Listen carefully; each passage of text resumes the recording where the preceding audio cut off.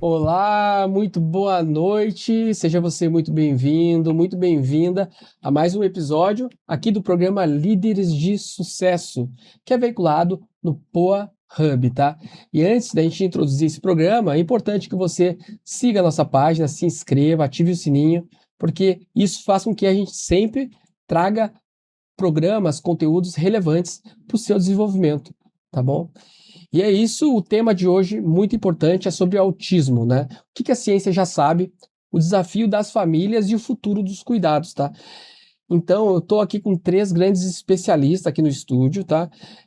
Profissionais, referências no desenvolvimento infantil, na pediatria, tá? Profissionais que dedicaram a sua vida aos cuidados das crianças.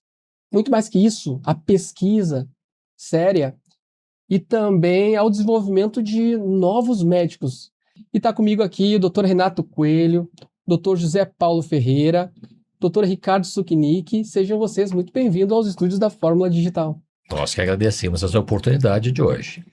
Obrigado, gente. É um prazer estar aqui na Fórmula Digital, onde a gente tem já gravado alguns cursos, algumas lives, algumas palestras, e aqui a gente tem sentido muito à vontade para também criar bastante conteúdo e poder disseminar esse conteúdo. Obrigado por a gente estar aqui hoje. Obrigado, Maurício. Com certeza, para nós três é um prazer poder estar aqui e poder compartilhar desse programa, né? Os líderes de sucesso. Esperamos que a gente possa mostrar para vocês se a gente é líder ou é de sucesso. E para a gente começar a entrevista aqui, eu gostaria que vocês contassem um pouco da trajetória de vocês, tá? Trajetória profissional, tá? E o que despertou esse interesse ao cuidar das crianças do espectro autista?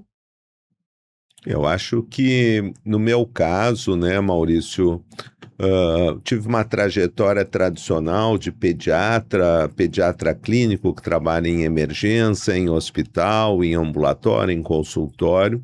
E claro que dentro de uma atividade acadêmica que eu exerço, eu sou professor de pediatria da Universidade Federal de Ciências da Saúde de Porto Alegre, e lá atrás, há mais de 25 anos, tive a oportunidade de conviver com o professor Halper, que é um pioneiro nessa área do desenvolvimento, e ao dividir a bancada com ele, ao dividir o ambulatório, eu fui aos poucos sendo atraído por essa atividade e ao mesmo tempo ele foi um mentor, assim como dos colegas, e como houve um grande aumento da demanda, eu fui fazendo uma metamorfose entre a pediatria clínica, a pediatria geral, para a pediatria do desenvolvimento, que hoje eu exerço de maneira integral.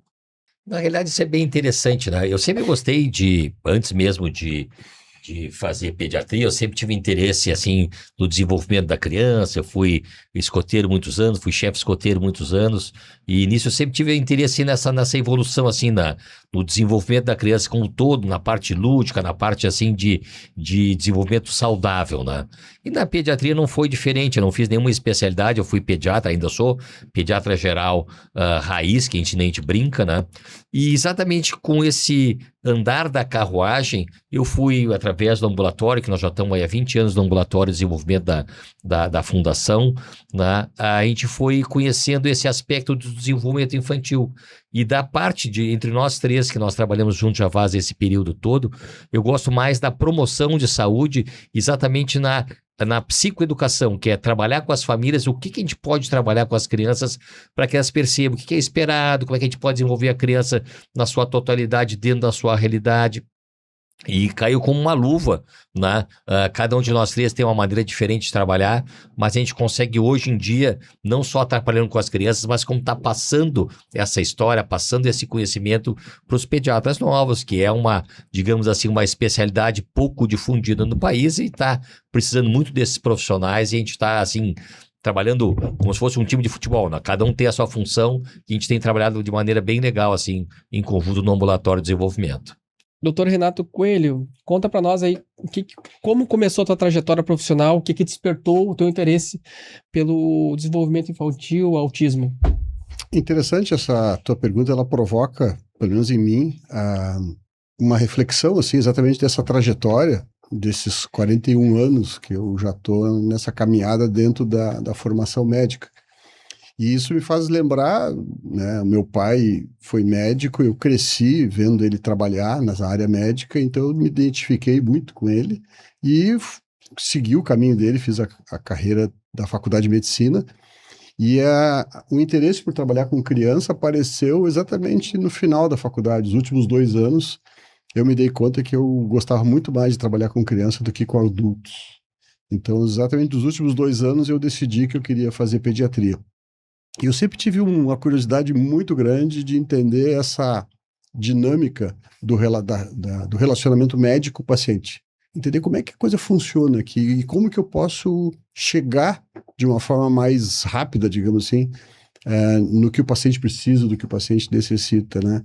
E no final da minha formação como pediatra, na minha residência médica de pediatria, eu cada vez mais me interessei por entender como que a relação do pediatra com a família.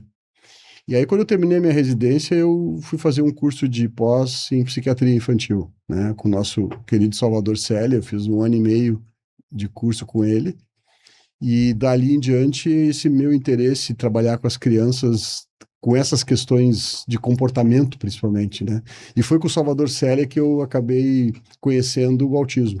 Porque o Salvador tinha uma clínica, né, que era uma ambientoterapia nos anos 80, e é ali que eu conheci esse tipo de transtorno, né, que na época se chamava de autismo e não de espectro. E foi através dessa minha parceria com o Salvador que eu acabei tendo a oportunidade de ir para os Estados Unidos, fazer um fellow lá numa universidade muito boa, muito famosa, que é a Yale University. Lá tem um centro de estudo da criança, que eles chamam que é o Child Study Center, onde eu fiz, então, um período de fellow na psiquiatria infantil e na pediatria do desenvolvimento. Lá que eu realmente pude me aproximar dessa pediatria do desenvolvimento. E desde que eu voltei, eu comecei a fazer a pediatria geral e desenvolvimento concomitante. Só que chegou um momento que eu me dei conta que fazer essas duas coisas era muito difícil. Então foi quando eu comecei uma trajetória de buscar um pouco mais de conhecimento na área da psicanálise. Então a área da psicanálise também me atraiu, me trouxe. Então eu sempre transitei assim pela medicina, pela pediatria, pela psiquiatria e entender um pouco a parte da psicanálise e me aproximei dessa linha mais norte-americana quando eu fiz meus treinamentos lá. Mas na volta aqui, o nosso chão aqui, gaúcho, tem uma força grande da psicanálise. Eu fui de cabeça, digamos assim, para essa área, quando eu acabei fazendo um curso de especialização durante 3 anos na técnica de intervenção pais-bebês, para entender exatamente como trabalhar com os bebês, né? Que é uma forma muito precoce de se trabalhar e basicamente numa linha de intervenção. Foi mais ou menos esse caminho, né?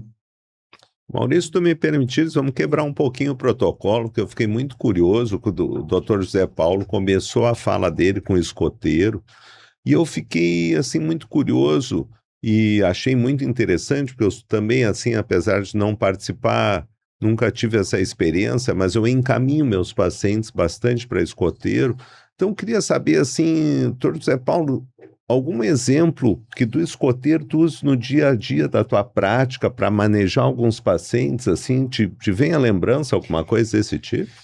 Eu sou suspeito, né? Eu gosto tanto de pediatria quanto do escotismo, independente do escotismo não estar tão em voga atualmente. O cara que fundou lá o escotismo, que foi o Baden-Powell, ele dizia que em cada indivíduo, não importasse o que o indivíduo tinha no mínimo 5% de coisa boa nesse indivíduo. E que devia ser olhado com esse olhar mais positivo e mais otimista. E ele já na década lá de 1900, 1890, quando fundou isso aí, ele acreditava que as crianças podiam ter um papel mais importante no sentido de não ser só mini adultos, né? E ele fazia isso através da pessoa procurar a sua autonomia, procurar a sua independização, criatividade, resolução de problemas. Então eu sempre me interessei por isso. E na prática do dia a dia hoje não é diferente. O que a gente tem visto na sociedade atualmente, não estou falando só de autismo, estou falando de crianças típicas e atípicas, né? as crianças e adolescentes, elas estão muito, eu vou pedir perdão pela palavra forte, mas elas estão idiotizadas, não pelo parte negativo da palavra, mas elas estão inferiorizadas à sua capacidade de criação pela sociedade que se criou. Então eu uso todo dia, tu sabe que eu também gosto de criar crianças, não só por escotismo, mas por situações que eles possam usar a sua criatividade, capacidade de resolução de problemas e capacidade de crescer e ter autonomia. Porque isso é fundamental para um adulto de melhor qualidade, para um cidadão melhor. Então, eu trago não só isso, mas trago várias questões de, por exemplo, a criança com 10, 11, 12 anos não sabe cozinhar, não sabe buscar um gravetinho para fazer seu próprio fogo. Mas não precisa, eu tenho fogão a gás, eu tenho... Sim, mas na rua um dia vai furar o pneu do carro, não sei como resolver. Põe no YouTube. Não, a pessoa aprender a saber sair das situações, e o Salvador gostava muito da questão do resiliente, né?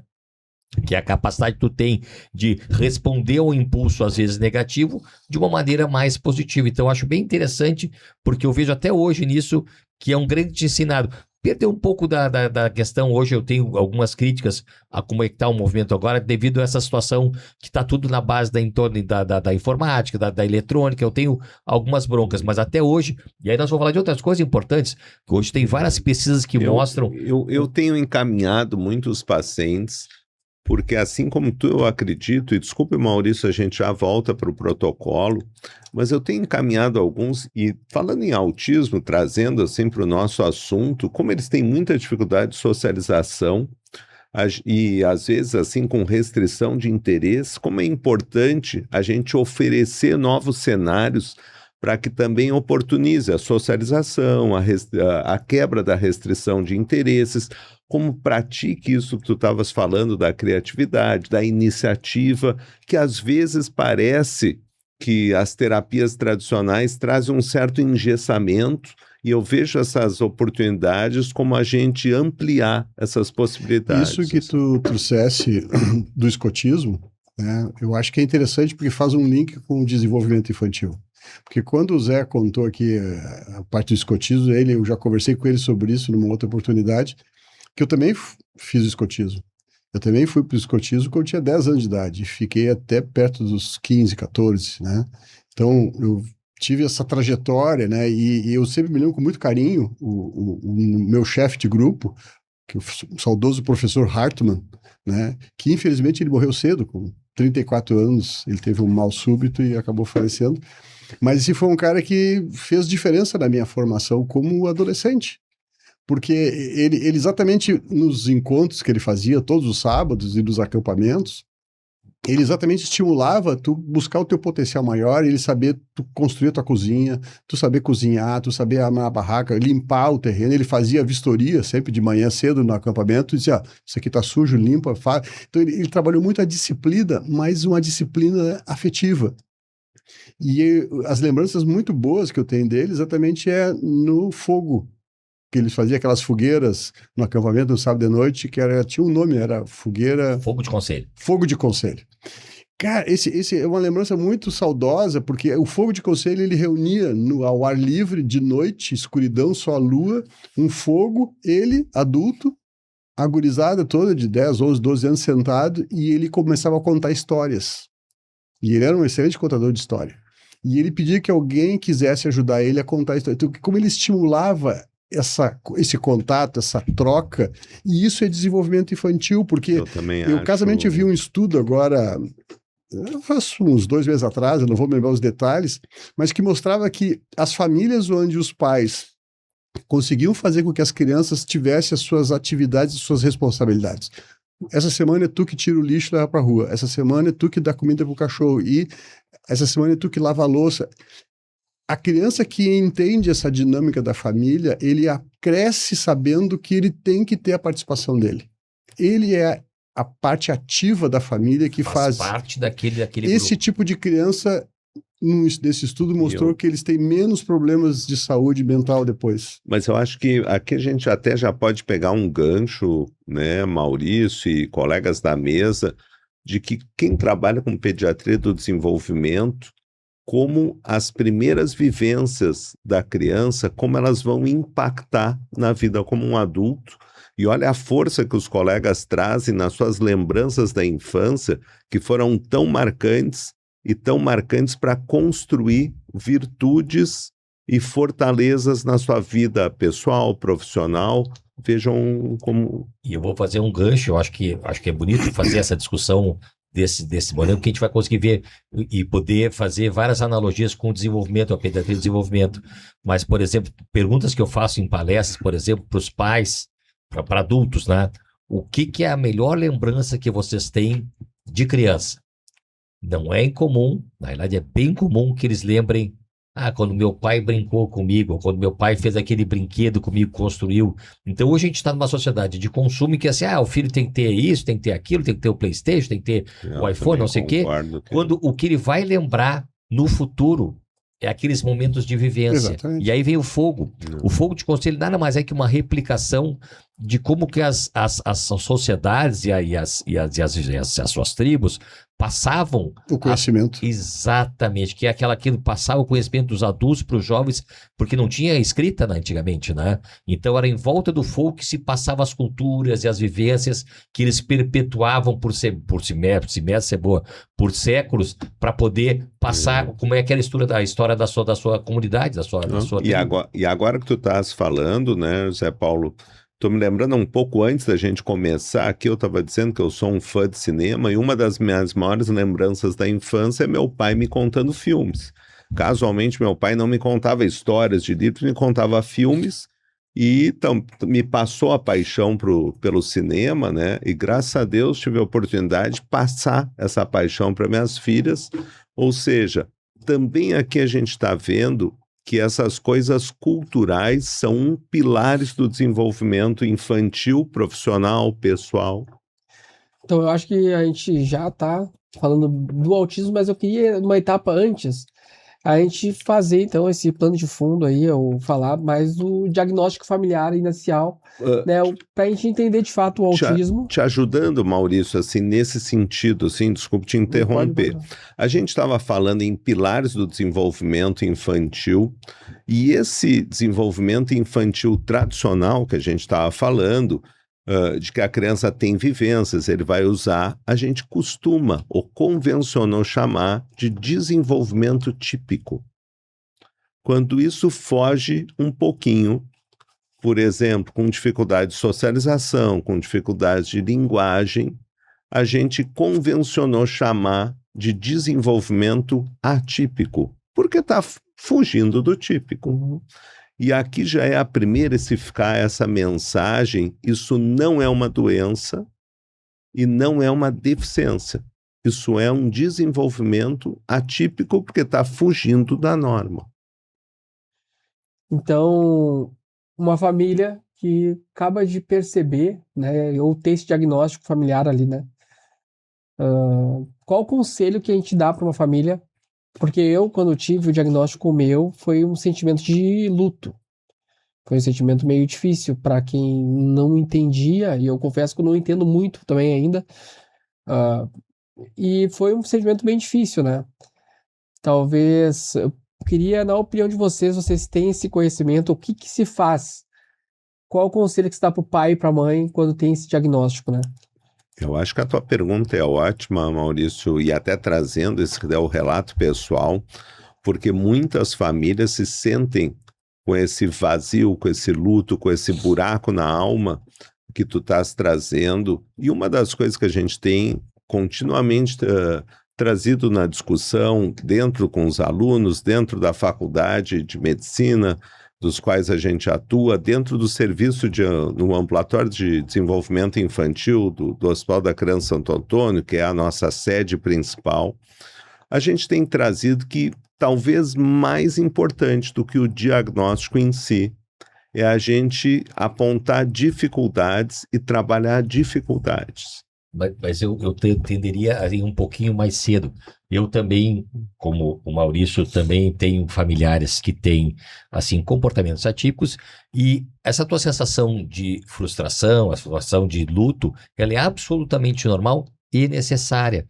Porque no momento que a gente tem, e todo mundo que é pai, todos nós aqui, nós 4 somos pais, né, nós temos fantasias, expectativas dos nossos filhos.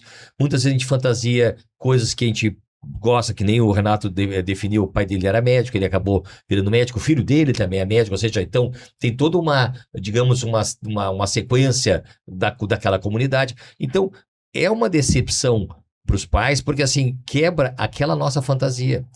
E é importante que a gente possa fazer o luto para poder enxergar o nosso filho como ele realmente é. E aí, assim, poder não só amá-lo, como poder ajudá-lo nessas dificuldades que o Ricardo levantou. Então, é importante que eles entendam, que o luto é normal. 2, que não é defeito de fabricação. Não é culpa de pai, não é culpa da mãe. Foi porque tu fez isso, foi porque tu fez aquilo, foi porque nós brigamos. Então, entender que isso é uma característica que é diferente, que eles pensam diferente e vão ter necessidades diferentes também. Mas a gente tem que trabalhar essa nossa fantasia parental, todos nós temos, né? Eu queria que minha filha fizesse isso, meu filho fizesse aquilo. Talvez eles não consigam fazer isso. Ou talvez eles tenham que fazer de uma maneira diferente do que eu tinha imaginado. E a gente poder ajudá-los a vencer os desafios deles dentro do seu, eu sempre gosto de dizer isso, do ótimo deles. Mas o primo faz tal coisa. Bom, o primo tem uma outra vida, uma outra característica.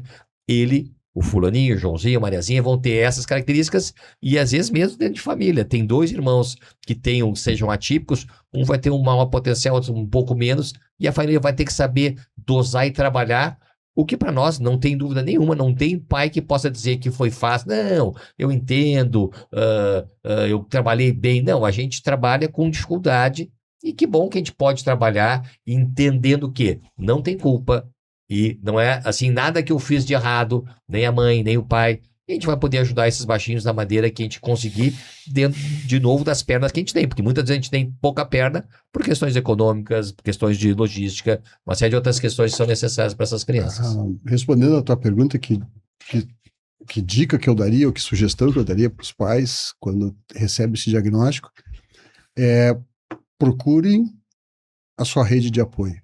Seja intrafamiliar, seja extrafamiliar, mas busque o apoio. Porque passar por isso, esse luto, de preferência, recomendo não passe sozinho. Compartilhe o sentimento, compartilhe a dor. Porque é assim que o nosso cérebro aprende a resolver o sofrimento psíquico. É partilhando o sentimento. Então, a dica que eu dou é assim, não fiquem para si. E entendam que vocês vão passar por esse processo de revolta, de não aceitar, se chatear, se deprimir. Ou talvez até de colocar a culpa no outro de uma forma inconsciente, Exatamente. né? Por isso que acaba muito em relacionamento. O meu acabou assim também. Uhum. Ambos, acho que a gente não foi procurar ajuda, a gente sofreu esse luto e tal, mas com o tempo a gente focou só no filho. No filho. Daqui a pouco éramos amigos. Sim. Trabalhávamos muito, mas éramos amigos ali. Chegou um ponto que não dava mais. Então, essa procurar de apoio pode ser a procura de um outro profissional também, uma terapia, né? Porque o casal ele tem que ter, o casal que está passando por isso, tem que ter essa ciência de que o que está acontecendo, como o José trouxe, não é uma questão culpa de ninguém. Né? E o que tem que entender dentro do autismo, né, que desde que ele foi conceituado lá nos anos 40, se nós pensarmos assim, são 80 anos que nós estamos dentro da medicina e da ciência entendendo esse fenômeno. E há uns 20, 30 anos atrás era autismo, hoje é espectro. Quando eu fiz a minha formação nos Estados Unidos, era autismo. Depois é que veio o conceito espectro. E o que a gente tem que entender é que hoje a ciência, a medicina entende que isso não é uma doença. Mas o que é então? É um traço genético, é uma condição genética ao qual traduz para o indivíduo esse jeito atípico de ser. E é onde ele tem muita dificuldade de realmente entender esse mundo dos típicos aqui fora. Mas eu acho que interessante também, e o Maurício trouxe um relato pessoal de que ele passou, porque o que vários pais passam, entender que não dá para tratar primeiro a criança autista, não existe sozinha. A criança faz parte do núcleo familiar. E não existe só a criança que tem as dificuldades. A dificuldade pertence ao grupo. Por isso que o apoio, quanto mais, é que nem time de futebol, quanto mais gente a gente tiver para jogar, mais fôlego a gente tem para jogar até o fim da partida, porque o fim da partida às vezes é bem longo. Então entender que o tratamento não é só para a criança, o tratamento tem que ser feito para os pais, para entender, para capacitar os pais, para entender. Muitos dos pais é interessantíssimo assim, tu perguntar, teu filho tem autismo, o que é? Quais são as expectativas? que vai acontecer? Os pais não sabem. Então, esse é o papel que a gente gosta de fazer, e que eu pessoalmente gosto de trabalhar no nosso grupo, que é a famosa psicoeducação. Então, trabalhar, ou assim, as crianças têm que ter previsibilidade, né? Olha, filho, vai acontecer tal coisa, vai acontecer assim, para a criança não se desorganizar. Os pais também têm que entender isso. Às vezes os pais aqui, ó, doutor, ele está 2 anos no colégio e não aprendeu a ler e escrever. Sim, mas ele não está falando ainda. Tem etapas anteriores que ele tem que vencer. Então, poder também preparar a família com conhecimento e capacitação para que eles também não se angustiem de véspera, porque tem situações que às vezes um fulaninho fez a terapia igualzinho, o outro foi mais rápido que o outro. Ah, mas por que fulaninho foi assim? Por características individuais. Então, e de novo, não existe um autismo, o autismo é assim que se trata, ou assim que se maneja. Não existe isso. Cada criança, dentro de cada núcleo familiar, com as características e as terapias disponíveis naquele momento, é que vão determinar como é que aquela criança vai progredir. E até é importante, né, Maurício, que e os ouvintes entendam, porque essa nomenclatura que o professor Renato trouxe de transtorno espectro autista, ela envolve um número bastante heterogêneo de pacientes, desde aquele assim não verbal, que tem muita dificuldade de socialização, para aquele verbal que tem altas habilidades. Então a gente tem realmente assim uma variabilidade e precisa, a primeira coisa, entender quais são as dificuldades individuais e tentar não generalizar esse transtorno espectro autismo, porque eu vejo isso como uma grande erro e dificuldade da nossa sociedade, talvez nós, profissionais de saúde, colocar todos como transtorno espectro autista quando cada um tem dificuldades individuais. Assim. É claro que no autismo, principalmente em crianças pequenas, a linguagem vai chamar atenção. Então a gente tem que auxiliar ela em atender demandas, às vezes simples. Né? Bom, outra dúvida que eu tenho aqui é sobre esse momento. Estamos vendo uma epidemia de autismo ou os números eles mantêm mesmo do passado, agora que a gente tem mais informação? Bom, essa discussão, Maurício, ela é mundial e a maioria dos pesquisadores ou autores está tentando entender, e ele é um conjunto de coisas. De um lado, realmente a gente tem um aumento do número de casos real, mas a maioria dos pesquisadores, eles concordam que esse aumento do número de diagnósticos foi a gente ampliar realmente pessoas que já tinham alguns traços, como o professor Renato, para dentro do espectro, e que antes a gente só fazia o diagnóstico quando tinha todas as características. Então, isso provavelmente é o que está contribuindo com um grande aumento do número de casos. Se olharmos as estatísticas, né, lá em 1995, pelo conceito de autismo, não de espectro, se tinha um caso a cada 2.000. Hoje, com o conceito do espectro, a gente tem uma prevalência de média, assim, de 1%. Então, de cada 100 indivíduos, vão ter um com diagnóstico de autismo, seja crianças e adultos. Se nós pegar uma estatística só da área da infância, de crianças da faixa de área de 8 anos, nós temos um caso em cada 31, 33, dependendo dos dados que a gente tem epidemiológicos, que são dados norte-americanos, mas que a gente pode transportar para nós. Há um certo consenso dos neurocientistas de que esse aumento veio muito em função das mudanças do critério diagnóstico, mas em torno de 20% eles acreditam que haja um aumento real de crianças com esse tipo de problema. Bom, se nós estamos tendo um aumento real, é de se pensar o que nós, como sociedade moderna, contemporânea, está acontecendo e que está fazendo esses genes se expressarem mais. Então, há uma convicção quase que final, assim, da ciência, de que realmente o autismo tem uma base genética muito robusta, mas que, por que alguns expressam esse problema e outros não? Vamos pegar gêmeos. A gente sempre usa como exemplo nas nossas aulas, né, os gêmeos chamados idênticos. Aqueles que têm o mesmo DNA. Quando um tem o autismo, o outro tem também?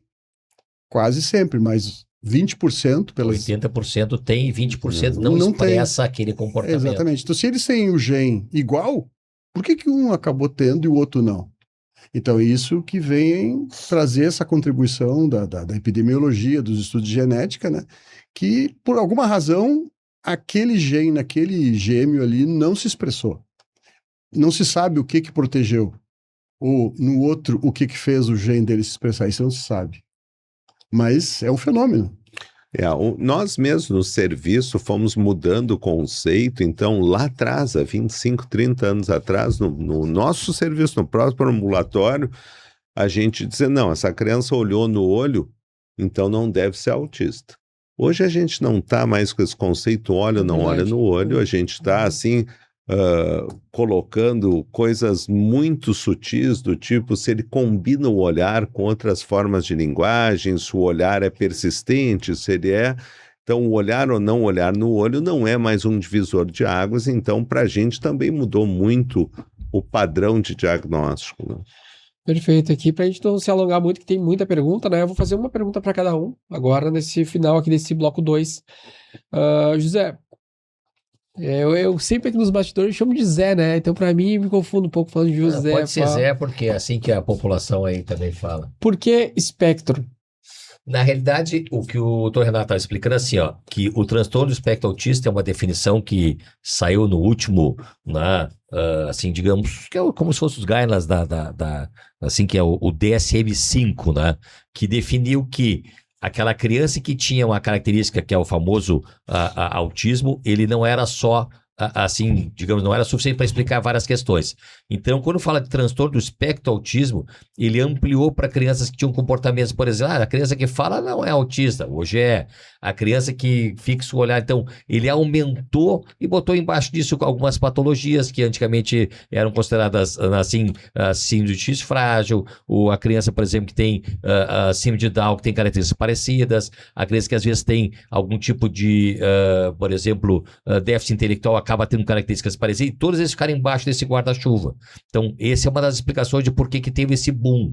Isso mudou faz aí uns 4, 5 anos que isso vem aumentando. Mas quer dizer que isso vai parar e vai agora estabilizar? Essa que é a nossa grande dúvida. Mas o espectro foi uma maneira de abranger mais crianças que não estavam incluindo nisso. E hoje, por exemplo, crianças que passavam por esquisitonas, tímidas, é o jeitinho dela, hoje também estão embaixo do transtorno do espectro autista. Então, aumentou o guarda-chuva e várias outras patologias entraram embaixo disso. Perfeito. Queria trazer um relato aqui, né? Logo nos primeiros meses de vida do Noah, né, meu filho, eu ganhei um mapa, né? Que eu podia, nesse mapa, cuidar o que acontecia com ele a cada mês. Eu ficava cuidando ali. E esse mapa era incrível, que um mês correspondia, o segundo mês, terceiro mês, e eu ficava olhando esse mapa, o que vai acontecer no próximo mês e tal. Até o 8º mês, ou 9º mês dele, falou alguma palavra ali, papai, alguma coisa assim, e tava muito bem. Depois dali houve uma regressão, né? Pude ver isso. Então, a pergunta agora para o doutor Renato é quais os primeiros sinais aí que os pais, os professores, eles costumam perceber no início desse diagnóstico? Tua pergunta é muito interessante, Maurício, porque a gente pode olhar por vários ângulos, né?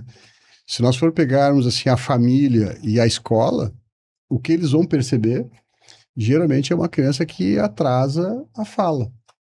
Então, esse é um sinal clínico que a escola percebe e que a família percebe. Na medida em que os estudos na área do espectro autista começou a se aprofundar e sair lá de fazer o diagnóstico só lá aos 4, 5 anos, que na época que eu fiz o meu treinamento nos Estados Unidos, em 1995, era assim. O serviço lá nos Estados Unidos, ele não fechava o diagnóstico antes dos 4, 5 anos.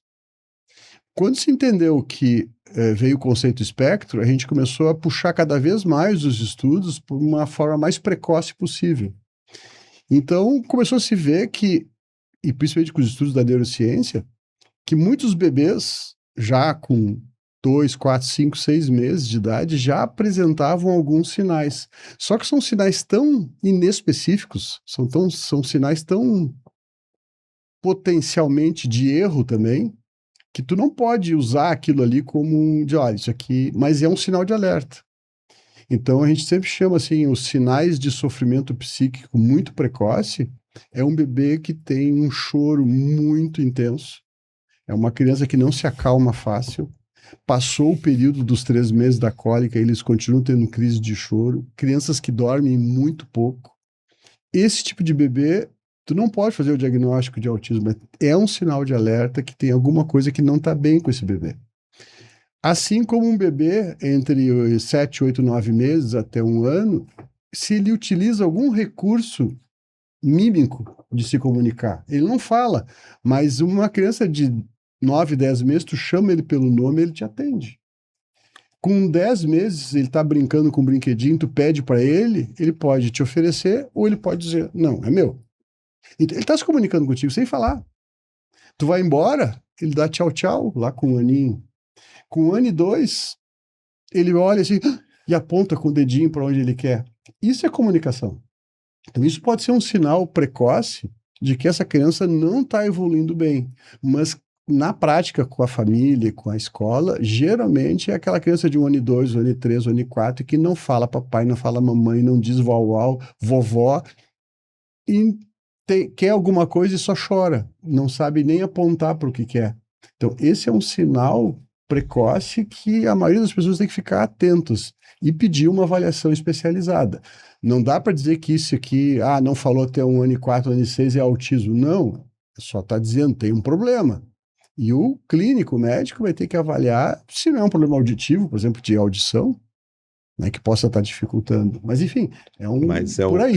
Eu acho que só aproveitar um gancho, Maurício, porque tu fizesse uma observação que eu acho muito interessante e já é uma dica para os pais, fazer esse acompanhamento dos marcos do desenvolvimento que tu fizesse com o Noah é um caminho não só obrigatório dos profissionais de saúde que acompanham crianças, como uma sugestão que os pais também cobrem dos profissionais esse caminho, e até hoje ninguém inventou nada melhor para acompanhar o desenvolvimento.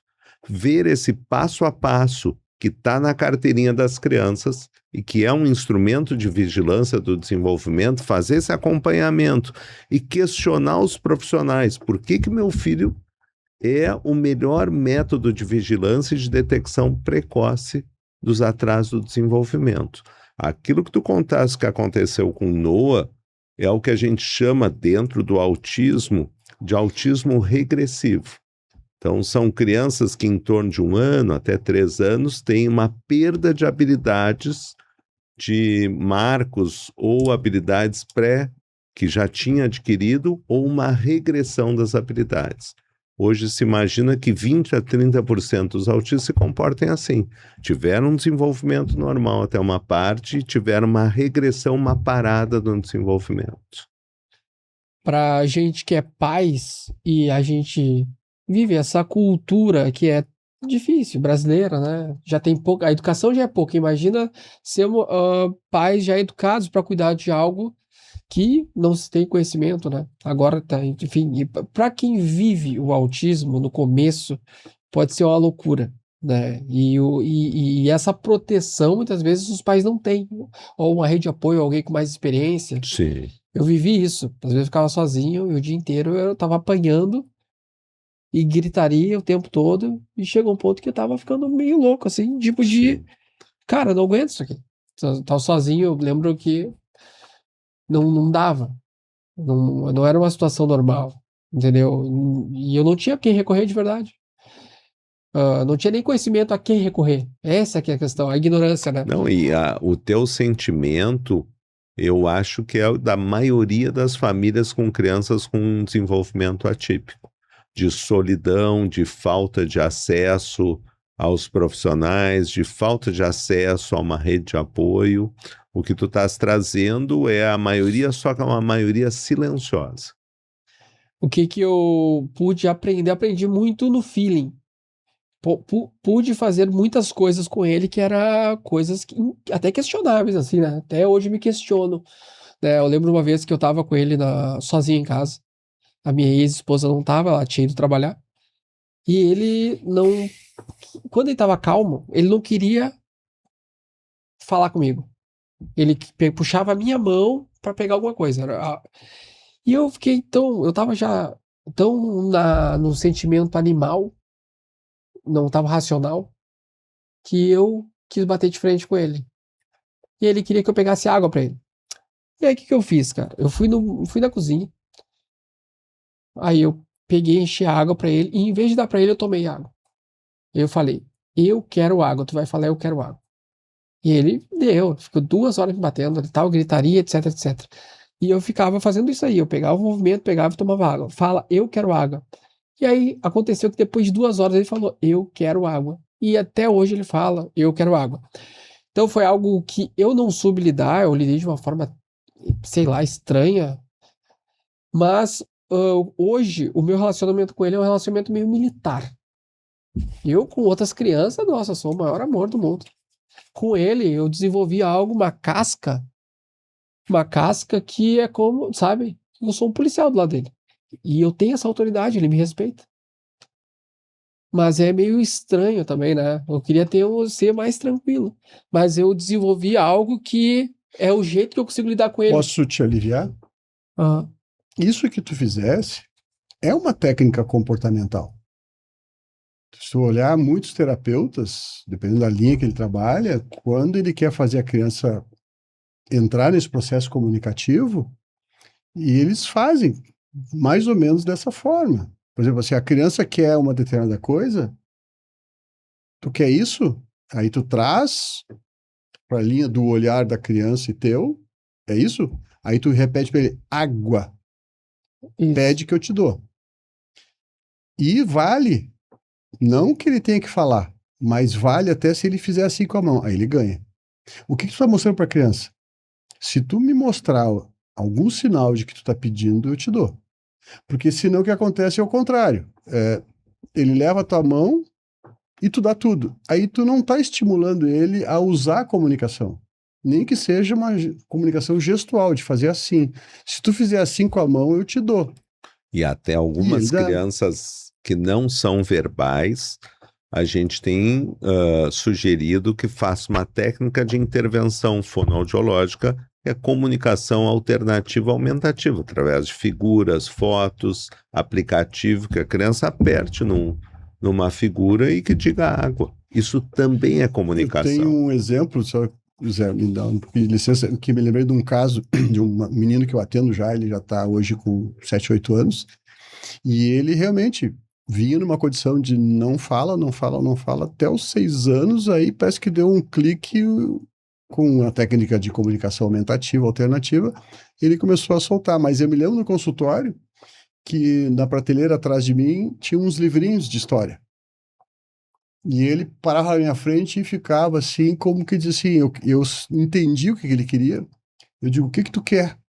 E ele olhava para os livrinhos e eu não dei para ele, disse assim, já sei o que tu quer, mas eu só vou te dar se tu me apontar. E ele não entendeu, e eu peguei o dedo dele, estiquei assim, cheguei perto do livro, quando eu encostei o dedo dele no livro, aí tu ganha. O grande prêmio que eu tive na consulta seguinte, um mês depois, ele chegou lá no meu consultório, me olhou e apontou com o dedo. Eu digo, tu vai ganhar o livro hoje. Então, assim, tu vê que eu estimulei ele, se tu quer o livro, tu vai ter que mostrar para mim que tu quer. E o que eu estou estimulando nele? A usar o recurso comunicativo. Mas eu acho que o Maurício está trazendo também uma situação de quanto que ele sofreu e o desespero se está sendo adequado ou não. Também. Isso é que os pais sentem, porque exatamente falta gente para poder dar as orientações que nem vocês estão dando. Se todos os pais tivessem acesso a terapias e tudo, isso aí seria muito mais fácil.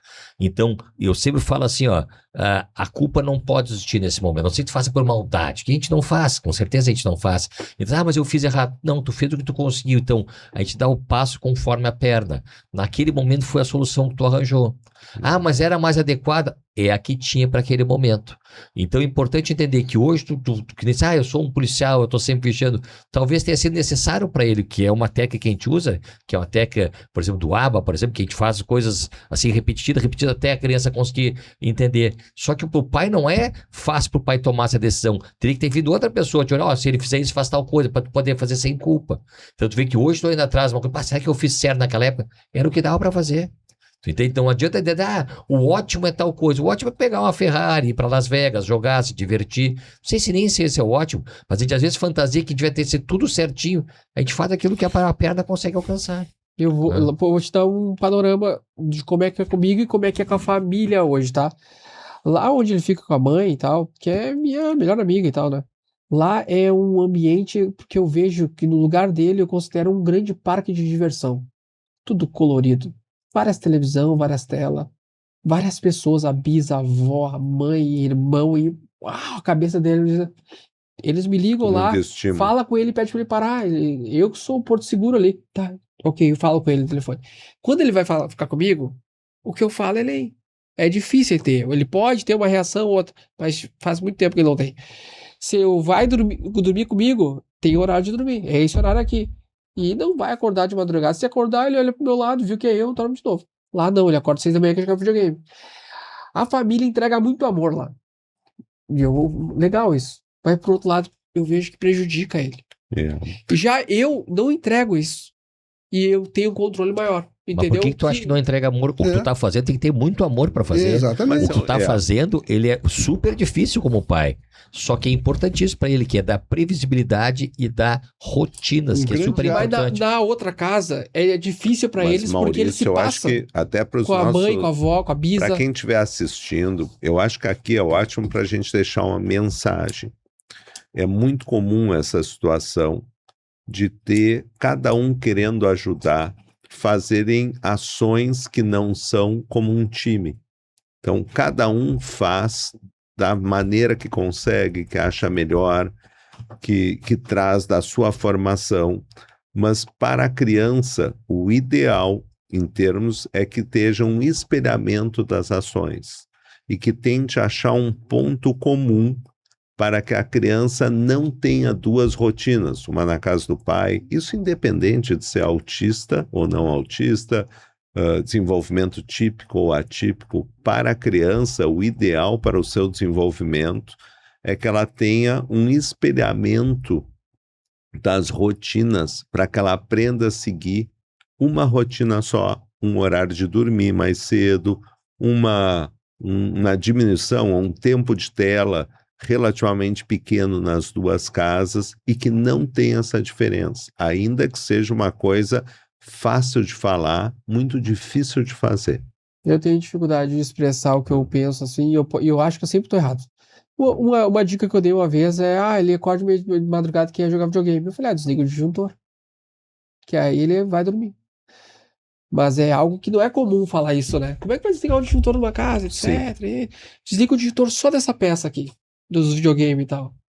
Enfim, são situações de debate, de política mesmo, do familiar, né? Que a gente tem que saber a como... melhor coisa é, junto com os terapeutas, junto com a equipe de terapia, tentar achar coisas em comum e fazer uma rotina comum para a criança, não para cada família, para cada um.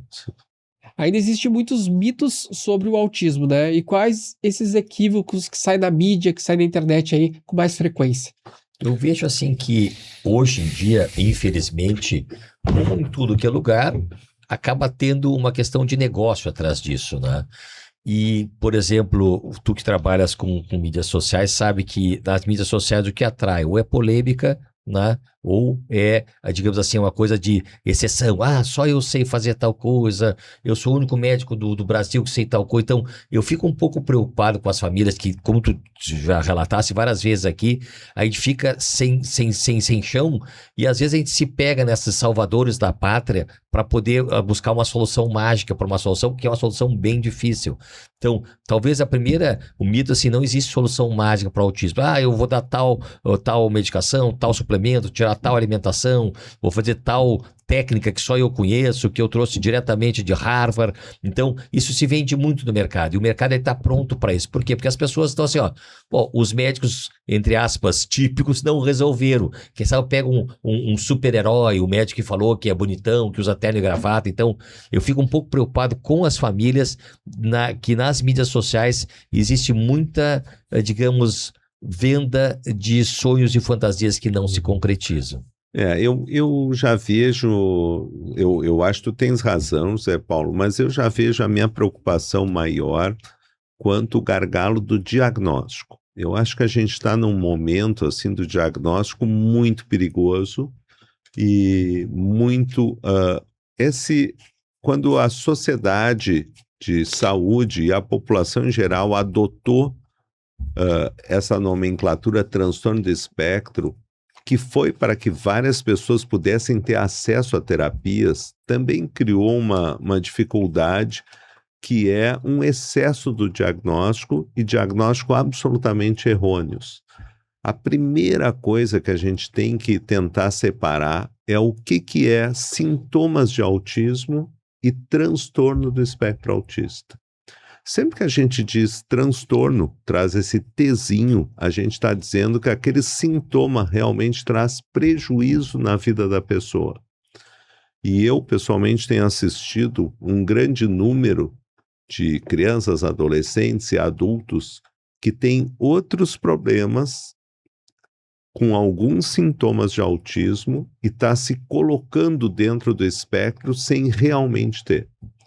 Também isso tem inflado a bolha do autismo e tem criado uma corrida para terapias e uma corrida para um benefício social que às vezes atrapalha quem realmente precisa. Então eu veria assim, o diagnóstico como um dos gargalos mais importantes. Assim. Eu acho que sim, nenhum de nós três é neurocientista. Nenhum de nós três temos uma prática de pesquisa em neurociência ou em biologia ou genética para poder emitir um parecer ou uma opinião baseada na minha pesquisa. Eu sou um clínico, vocês também. O que a gente aplica para os nossos pacientes é aquilo que os cientistas fazem. Então, a minha opinião sobre mitos e verdades é baseado na pesquisa que os outros fazem. E o grande mito que tem que trazer aqui é que o autismo não é um problema da saúde desencadeado por vacina. Está mais do que sabido, do ponto de vista epidemiológico, do ponto de vista de pesquisa biológica, que não tem uma relação entre um tipo de vacina e esse tipo de problema. Esse é um mito que se criou e muitas pessoas ainda se seguram nisso porque parece que precisa ter uma justificativa do porquê que ele tem esse problema. Quando, na realidade, a biologia é isso. A outra que nós temos que considerar que também é um mito de que o autismo veio por uma intoxicação de uma substância que tem demais no sangue. Se fala muito de substâncias como alumínio e tal, não tem nenhuma comprovação científica disso. Essa relação de causa e efeito não foi comprovada ainda. Da mesma forma, a ideia de que o autismo é uma inflamação do cérebro. Não, é um distúrbio neurobiológico de natureza genética e que nós temos que aprender muita coisa ainda. E o interessante é assim, tem coisas mais simples, por exemplo, assim, toda criança que caminha da ponta dos pés tem autismo. Essas mães falam direto, o que não é verdade. Caminhando das pontas dos pés, o autista pode apresentar, mas outras crianças também podem apresentar sendo absolutamente tranquilo e normal. Outra coisa que as mães falam assim, se eu tirar tal e tal alimento, eu vou curar o autismo. Isso também não funciona.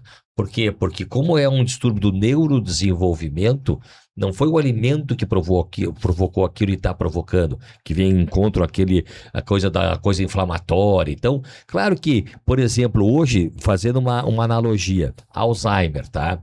Para tirar do autismo.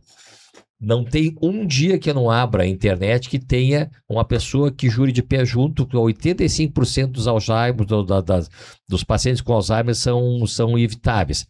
É verdade? Parte disso é verdade, mas daí as pessoas dizem assim, então eu tenho assim, se eu fizer a musculatura da minha perna, que é membros inferiores, eu reduzo em 80% o Alzheimer. Outro fala, se eu der ômega 3 com... Isso não é receita, isso é só o que está na internet, pessoal. Se eu der ômega 3 com tal vitamina, vai reduzir 80% do Alzheimer.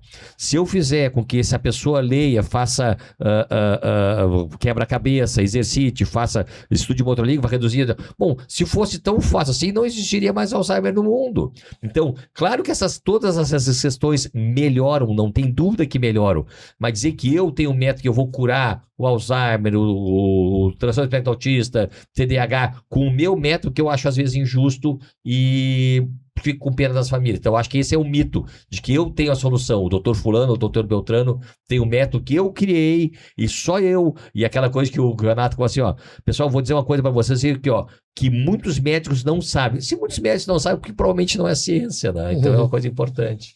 Doutor Ricardo, né?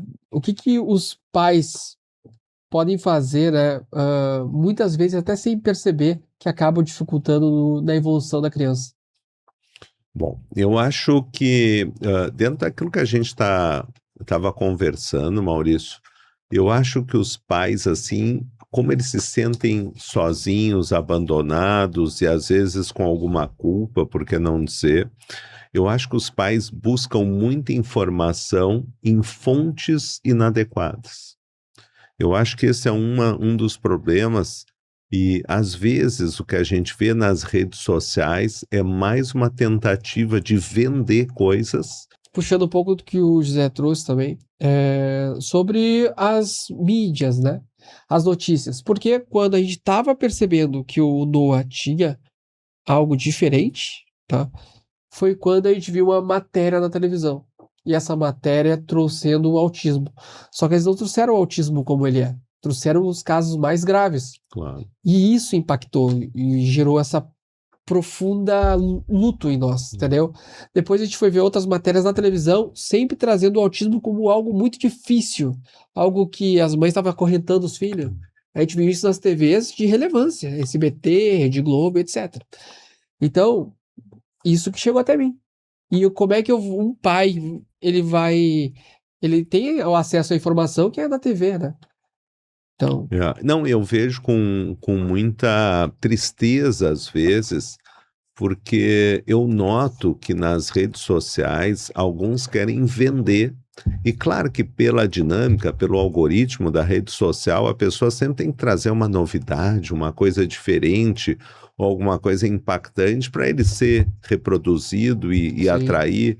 Então, assim, mas ao mesmo tempo, eu também noto, e a gente que trabalha no SUS, né? O nosso serviço dentro do Hospital da Criança Santo Antônio, ele é dedicado ao SUS. A gente nota como as pessoas têm dificuldade de acesso aos profissionais, então eles também são obrigados a procurar informação, porque, de novo, eles estão sozinhos e carentes de informação.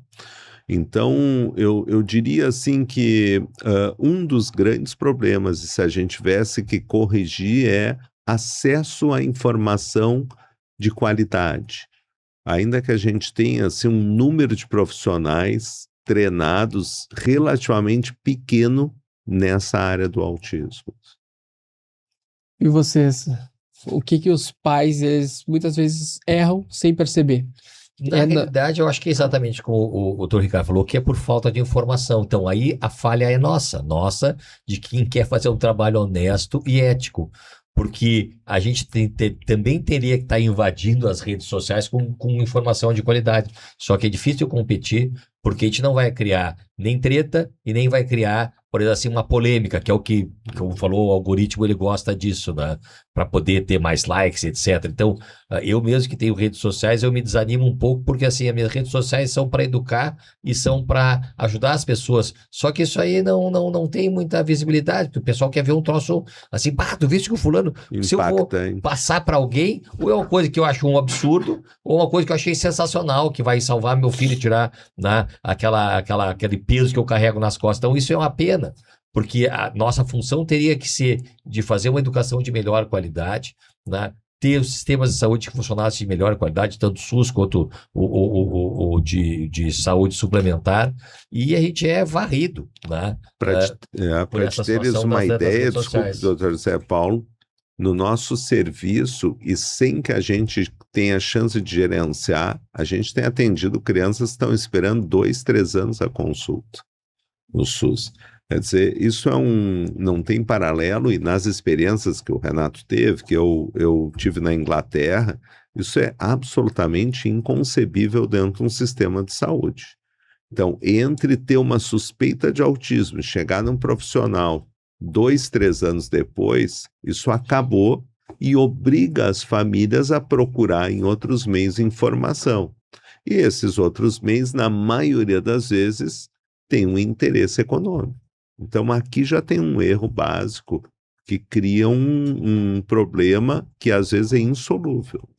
Eu acho que é uma pergunta que me remete assim, a pensar vários tópicos, mas eu tocaria num sentimento que um pai e uma mãe podem ter, ou ambos, ou individualmente um ou outro, que é um sentimento de pena. Porque tu ter um sentimento de pena de alguém é tu considerar que aquela pessoa não tem capacidade. E a gente trabalha dessa forma, e o Ricardo até citou agora há pouco, né? A gente tem que avaliar numa criança o potencial dela, as habilidades que ela tem e as deficiências que ela tem. E dentro das habilidades, eu tenho que entender, bom, se ela sabe fazer isso, eu vou fazer isso aqui valer. Eu vou tirar dela o melhor. Aonde ela está mais deficiente, eu vou ver o que eu posso fazer para ela superar aquela limitação dela. Então, assim, o sentimento de pena, ele é muitas vezes um sentimento incapacitante. Então, o sentimento de pena, no meu ver, não é um bom aliado nessa hora. Que foi o que tu fizeste com teu filho. Não, tu quer água, tu vai me pedir água. E tu conseguiu fazer com que ele te pedisse água. Ah, isso foi um estilo militar? Não. Tu usasse uma capacidade que ele tinha, só ninguém estava fazendo essa capacidade dele aparecer. Mas legal que esse sentimento de pena que está trazendo, eu vejo pelos dois lados. Os pais têm pena dos filhos, mas têm pena de si mesmo. Exato. Isso é super interessante, porque assim, ó, onde é que eu falhei? Que tu quer buscar, então, o que eu tô fazendo de errado? Por que os pais têm que sempre falhar e tá fazendo de errado? Exatamente. Os pais fazem o que eles conseguem. Mas olha só o que tu tá trazendo hoje, depois de tantos anos, onde é que eu falhei? Então eu fico com pena do meu filho, mas eu fico com pena de mim. Eu sou um péssimo pai, sou uma péssima mãe. Não, né, pessoal? É uma situação. Eu podia ter um filho que podia ter tido um problema, tido um câncer, podia ter um filho com diabetes tipo 2, podia ter um filho que teve lá perdeu uma perna num acidente. Claro que a gente vai ficar com mais assim dificuldade de pôr um limite mais rígido, mas a gente não pode ficar tratando, entre aspas, com pena, porque senão a gente vai estar diminuindo a capacidade dessa criança de se desenvolver. Mas a gente fica com pena da gente, porque assim, ó, falhei. E não, da natureza, né? A natureza, se a gente fosse brincar assim, que a natureza tinha que ser justa, não tinha que ter essas coisas. Ou teria que ter, a gente teria que ser que nem animais mais primitivos, né? Que, faz parte, e de novo, não vou fazer analogia com a religião, né? Que foi Deus quem quis, aceitar como se fosse uma coisa simples, mas não é simples. A gente tem sofrimento, a gente tem angústia, tem ansiedade. Mas eu acho que a fé ajuda. A fé ajuda muito, isso é importante. Né? Tu dissesse uma coisa importantíssima. Quando eu tava nesse processo de luto, eu lembro que tinha um rapaz do meio dos negócios, que o filho dele na época tinha 8 anos, tinha autismo, e eu recém tinha descoberto, e eu fui falar com ele, cara, meu filho e tal. Ele falou assim, ó, parabéns, tu tá cuidando de um anjo aqui na Terra. E dali foi um choque pra mim, como assim um anjo? E aí eu levei aquilo ali como uma missão, entendeu? Então tu ressignifica. Exatamente. Isso é importante, isso é trabalhar o luto, isso é aceitar, exatamente, não é que seja uma missão que alguém te deu, assim, do ponto de vista de criança, mas assim, esse é teu papel na Terra agora. Vamos falar disso aqui que tu disseste, sim, ter fé. Eu diria assim, vamos trabalhar a espiritualidade. A espiritualidade é exatamente isso que nós estamos falando, sabe? É a gente entender a tua missão, o teu papel com um filho que é teu, né? E o que tu pode fazer por ele. Então, assim, me remeteu a vários estudos, né, que muitos anos atrás, nos Estados Unidos, os caras fizeram com os pacientes com hipertensão crônica, hipertensão arterial, e que faziam as medicações, e eles viam que aqueles que frequentavam uma certa religião lá e eram, digamos, praticantes, eles tinham um controle melhor da pressão arterial deles. Então, eles viram que essa questão espiritual auxiliava muito no manejo de certas doenças crônicas.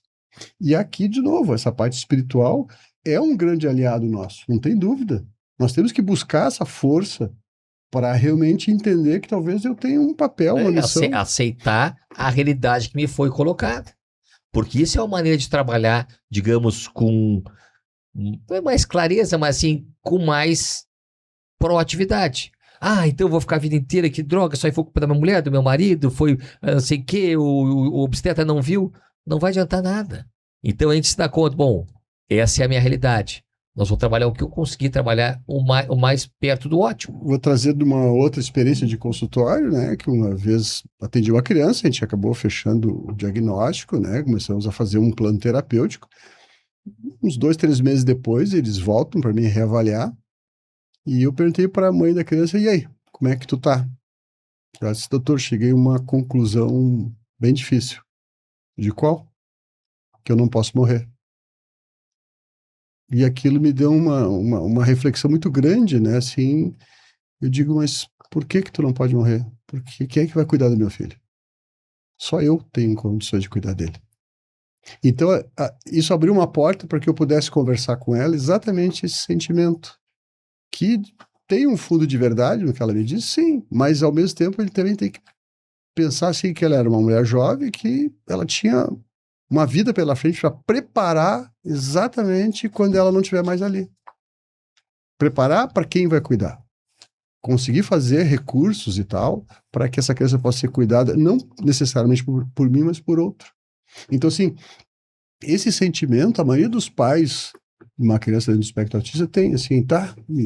Quando eu faltar, quem é que vai cuidar dele? É um sentimento difícil, realmente, é uma constatação difícil, mas que tem como tu te preparar também, espiritualmente e concretamente, né? Às vezes é bom não ficar pensando em tudo, né? Exatamente. Você vai pensar em tudo, não vai travar.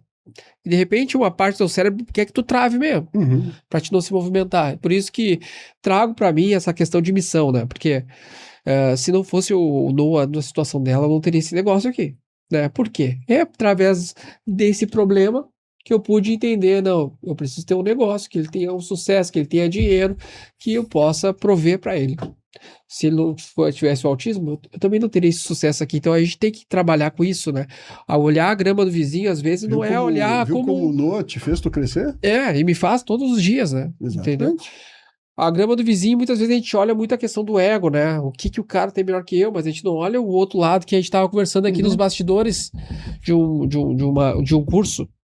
E a gente falando, e aquele pai que tem um filho com autismo? Tá, mas e aquele pai que perdeu o filho? E aquele pai que tem um filho que tá na UTI?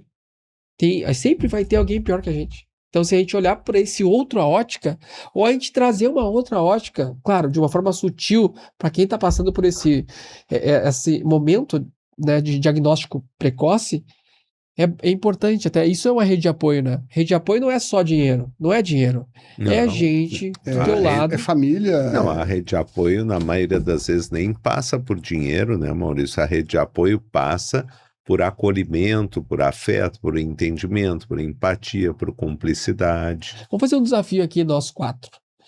Né? Um top 5 ou top 10? Se der, é top 10, né?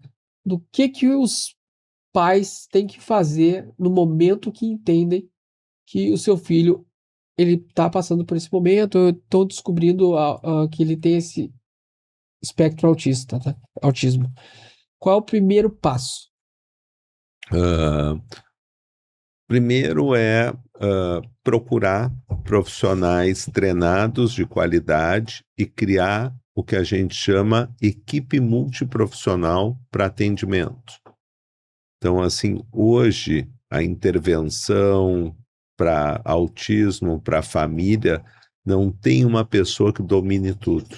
Então, o primeiro é já procurar os profissionais, seja o hospital, seja... Não necessariamente em hospital, assim, mas assim, o diagnóstico ele deve partir preferencialmente por um médico capacitado e esse médico indicar ou encaminhar ou introduzir a uma equipe multiprofissional. E o passo 2 é procurar os canais certos. Tu falou da mídia, né, dos conteúdos. Antes dos conteúdos, assim, claro que isso aí obviamente vai passar por conteúdos, vai passar por mídia, mas os pais entenderem o que é autismo, que nem tu dissesse, né? Tu assistiu aqueles programas que tu ficasse muito assustado que a mãe tinha que acorrentar o próprio filho. Bom, vou passar por isso tudo? Não necessariamente. Então, tentar entender o que é autismo e qual é a expectativa dentro da realidade do teu filho, que o próprio Dr. Ricardo falou que hoje dentro do espectro eu tenho crianças, desde crianças infelizmente muito graves, até crianças que têm altas habilidades, falam, se comunicam, têm até uma boa circulação, adultos com autismo trabalhando. Então, entender qual é a expectativa, qual é o futuro que essa criança pode ter. Mas uma das coisas, Maurício, assim, que a gente está falando muito em redes sociais, em rede de apoio, uma das coisas que a gente está esquecendo, e eu sou um entusiasta dos grupos de pais. Eu acho que os grupos de pais, eles são muito importantes para compartilhamento de experiências e soluções. Bom, eu faço parte de alguns grupos e sabe que os pais, eles recomendam vocês. nos Sim. grupos. O nome de vocês é bem falado nos grupos do WhatsApp. Eu ia trazer esse tópico do grupo de pais, que eu ia falar das ONGs, as organizações não governamentais, e a nossa organização não governamental mais longeva e que funciona são as APAES. As APAES são associações de pais excepcionais, criadas no Rio de Janeiro na década de 60, e espalhou para o Brasil inteiro.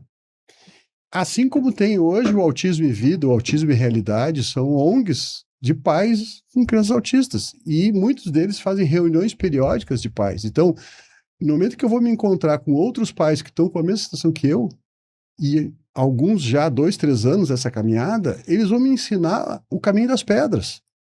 Então, eu acho que além de fazer o diagnóstico, ter a certeza do diagnóstico, ter uma equipe multidisciplinar, procurar grupo de pais.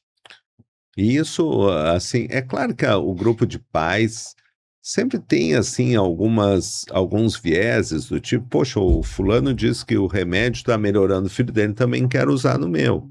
Mas isso tem que ser levado, a ideia, de uma maneira proativa para as equipes de profissionais que estão intervindo. Não tem problema nenhum levar esse questionamento, né? Por que o fulano está usando o canabidiol e o meu não? Já que o pai diz que o dele melhorou e o meu não. E uma das coisas que a gente tem que entender é que cada um vai ter as suas peculiaridades, e existe uma coisa que a gente chama individualização da intervenção. Não existe um tratamento igual para um e para outro. E outra, assim, é não ficar sobre a hegemonia e o terrorismo da quantidade de horas. A quantidade de horas de terapia que uma criança tem que fazer por semana é muito individual. Tem crianças que se beneficiam com 4, 6 horas por semana, tem outras que precisam de 10 horas, tem outras que precisam de 20 horas. Mas não podemos entender que quanto mais horas, melhor. Isso não é verdade. Muitas crianças, às vezes, com muitas horas, começam a ter um efeito colateral, que é o estresse. E começam a ter insônia, crise de agitação e de agressividade, porque elas estão estressadas por excesso de terapia. Então, o número de horas de terapia tem que ser muito bem balanceado para cada criança. Algumas realmente vão precisar de uma quantidade de horas por semana muito intensa. Infelizmente preciso. Mas não é a maioria, com certeza que não. Perfeito. Quais as intervenções que mais possuem respaldo científico atualmente? Quais estão mais funcionam, na opinião de vocês? Com certeza, os tratamentos e intervenções são o que a gente chama comportamentais. E principalmente na área da fonoaudiologia, da terapia ocupacional, da psicologia, são os que mais se destacam. Existe uma unanimidade, e aí que às vezes vem essa pressa de um diagnóstico mais precoce, de que quanto antes começar a intervenção, melhora o resultado. Mas também Antes isso... quando? Quanto mais cedo possível. E por isso que a gente... 6 meses dá para ter? Mas às vezes, não, eu acho que dá para fazer, mas é por isso que a gente começou, Maurício, a frase dizendo não se apegar ao diagnóstico e se apegar à dificuldade da criança. Às vezes, muito precocemente, uma criança com meses ou 1 ano tem um atraso da linguagem, já vale a pena tu fazer uma intervenção em linguagem independente do diagnóstico em si. E essa é uma das chaves para a intervenção. Não se apegar tanto ao diagnóstico, se apegar às dificuldades da criança. Se a dificuldade é linguagem, intervenção é linguagem. Se a dificuldade é comportamental, intervenção no comportamento. Se a dificuldade é autonomia, brinquedo, imitação, atacar essas áreas. É claro que também nessas coisas a gente está atacando, intervindo no transtorno como um todo. Ainda que às vezes a gente tem dificuldade, quando a criança é muito pequena, de nomear o transtorno. Dentro dessa linha de tratamento que tu estás perguntando, né, não tem como não lembrar, quando tu dissesse assim, com 6 meses é possível, o trabalho da Lasnik, que é uma francesa que teve conosco aí. A Lasnik é uma psicanalista francesa, franco-brasileira, porque ela fala bem português, até porque ela passou uma parte da infância dela no Brasil, e ela trabalha décadas em Paris, e ela tem um trabalho com bebês, os chamados bebês de risco. O que são os bebês de risco? São bebês onde o irmão ou a irmã desse bebê tem o diagnóstico de autismo. Então ela pega esses bebês e começa a fazer um trabalho de detecção precoce, e se ela detecta que a criança está indo por um caminho de risco, ela não faz diagnóstico naquela idade ali, ela inicia um processo de intervenção, ela como psicanalista e um osteopata, os dois vão trabalhando junto com a mãe e o pai da criança, e eles estão fazendo estudos. Não tem ainda nenhum resultado concreto, mas as avaliações preliminares do estudo da Lasnik têm se mostrado de forma muito promissora. É um grupo dentro da medicina, que é a psicanálise, que é muito atacada por quem entende que a terapia da criança autista é somente a via comportamental. Realmente, a psicanálise é muito atacada. Até porque realmente a psicanálise não tem como trabalhar com crianças de nível de suporte elevado ou graves. Mas nesse trabalho precoce, é um grupo que está fazendo pesquisa. Ok, mas se descobrir, então, de uma forma precoce, os 6 meses ali foi descoberto, teve essa intervenção. Usando o teu exemplo, Maurício. Mas o que se faz aí se uma criança ela não vai poder ir numa fono, não vai poder fazer uma terapia ocupacional? Ela está muito nova ainda. Exatamente. Mas ela nunca é nova o suficiente desde que tu apontou uma dificuldade. Tu mesmo contasse o exemplo do Noah, de que em determinado momento detectasse que o desenvolvimento dele estava fugindo do típico. No momento em que ele fugiu do típico, a gente tem que fazer 2 coisas em paralelo. Fazer uma investigação diagnóstica, por exemplo, se ele ouve bem, naquela criança que tem atraso da linguagem, e já iniciar uma intervenção em linguagem, independente do diagnóstico. Quanto menor a criança, um bebê de 6 meses, 1 ano, o ideal é que ele não tenha muitos terapeutas. Que tenha um terapeuta. Uma pessoa, no máximo 2. Para exatamente ele não se estressar. Então, a intervenção não quer dizer que tu vai pegar um bebê de 6 meses, 8 meses, botar um psicólogo, terapeuta ocupacional, fonoaudiólogo. Não.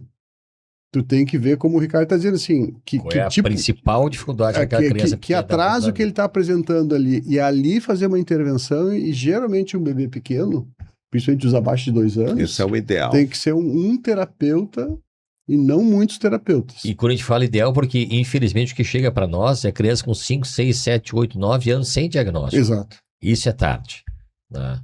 Então nós estamos falando do ótimo, que seria 1 ano, 1 ano e meio, mas a realidade ela é soberana, a realidade ela é bem atrasada, porque o sistema de saúde não comporta fazer todo esse trabalho. E aqui eu queria deixar um alerta e também assim, uma coisa que eu pessoalmente acredito muito. Aqui a gente está falando em profissionais de saúde, mas eu pessoalmente acho que os profissionais da educação, principalmente aquelas que trabalham com crianças pequenas em creche, têm um papel fundamental em olhar as crianças da creche e detectar pequenos atrasos. Eu acho que uma das grandes estratégias na vigilância do desenvolvimento é a gente treinar e trazer para dentro as profissionais da educação. Então, eu pessoalmente sou um fã dessa estratégia que em outros países já se mostraram de muito sucesso. Grande parte da vez são eles que nos alertam, né? Porque Exato. eles estão vendo a criança durante 20 horas por semana e, essa criança não está se comportando como a média da gurizadinha da idade dela. Exato. Então, eles são super importantes para nós. Pessoal, a gente está se encaminhando para o final aqui, né? Queria que vocês me trouxessem, se vocês lembrarem, de um caso que impactou a vida de vocês, como profissionais renomados que vocês são. Pode ser um caso difícil, pode ser um caso que tenha tido um sucesso, tal. O que vocês lembram de trazer aqui, uma história impactante? Eu pessoalmente assim vou trazer um caso que para mim é muito importante, de uma criança que não tem autismo, ela tem paralisia cerebral, do qual eu gosto muito de trabalhar, né? Não que eu gosto do transtorno, mas eu gosto de trabalhar com criança, em que a gente detectou que a criança tinha um potencial cognitivo importante, e mesmo ela não conseguindo falar e se comunicar pelo transtorno. E a gente investiu muito nessa família, e a mãe dessa criança, ela era muito guerreira, vamos dizer assim, e a equipe, mesmo no SUS, investiu em comunicação alternativa, e hoje é uma adulta que ajuda a família a vender cupcakes pela internet com um tablet de ajuda de comunicação. Ela continua não falando, mas hoje ela ajuda na renda da família com a habilidade que ela tem. Eu vejo o exemplo dela como a gente deve driblar as dificuldades e investir nas dificuldades, que às vezes muitas pessoas desistem, e essa família não desistiu. E ela também teve, assim, fonoaudiólogas, terapeutas ocupacionais, teve uma equipe que foi muito parceira e muito criativa em driblar as dificuldades. Eu vejo isso como o caso ideal, assim. Eu lembro de um caso que também não é de TEA, mas que é um caso para ver que tu dissesse, tem gente que está numa situação mais difícil, né? Esse era um pacientinho que eu fiz o diagnóstico, não fiz eu, quem fez foi a equipe, né? Diagnóstico de distrofia muscular do Duchenne, né? Que é a distrofia que a criança ela vai paralisando a musculatura, vai parando de funcionar a musculatura, e é uma patologia que não tem, né? É uma doença que não tem cura nos dias de hoje, né? E essa criança eu acompanhei desde os 2 anos de idade, quando a criança saltitava, corria, brincava e tudo, e foi perdendo mobilidade. Ele foi até os 16 anos, e a gente já sabia qual era o futuro dessa criança, desse adolescente, ele sabia, a família sabia. Então, como essa família durante 12, 13 anos trabalhou esse diagnóstico, sabendo qual seria o fim, e a gente acompanhou até o fim, e literalmente o fim, né? Com muito sofrimento, com muita, assim, de todos os sentimentos possíveis, raiva, ódio, porque meu filho e tudo, mas que isso faz parte da vida. E que nem sempre a gente tem a solução, e eu não tinha nenhuma solução para essa criança, a não ser poder acompanhar até o fim da passagem dele aqui na Terra, né? E me lembro até hoje, isso aí já faz aí mais de 20 anos, e foi um caso que eu acompanhei durante vários anos, com todas as dificuldades que podiam. A gente não tinha nada, a medicina não tinha nada para oferecer. Hoje até tem alguns recursos melhores, mas na época não tinha nada para oferecer para essa família, a não ser suporte e assim, de estar próximo da família, até que infelizmente o final já era sabido desde os seus 2, 3 anos e foi até 15, 16 anos. Doutor Renato. E a criança que me lembrei agora, assim, é um guri autista, e que eu acompanhei ele desde os 3 aninhos, e todo o trabalho que eu fiz com a equipe multidisciplinar, né, nesse tempo todo, né, ele já está há 5 anos com a gente, e foi gratamente a grande gratificação e satisfação ali aos 6 anos, quando ele começou a falar as primeiras palavras. E realmente, assim, ele tinha um diagnóstico de apraxia de fala concomitante, e a gente fazia todo o investimento de técnicas, a fonoaudióloga se debruçava pra caramba, assim, de tentar melhorar, parecia assim que nós estava dando murro em ponta de faca.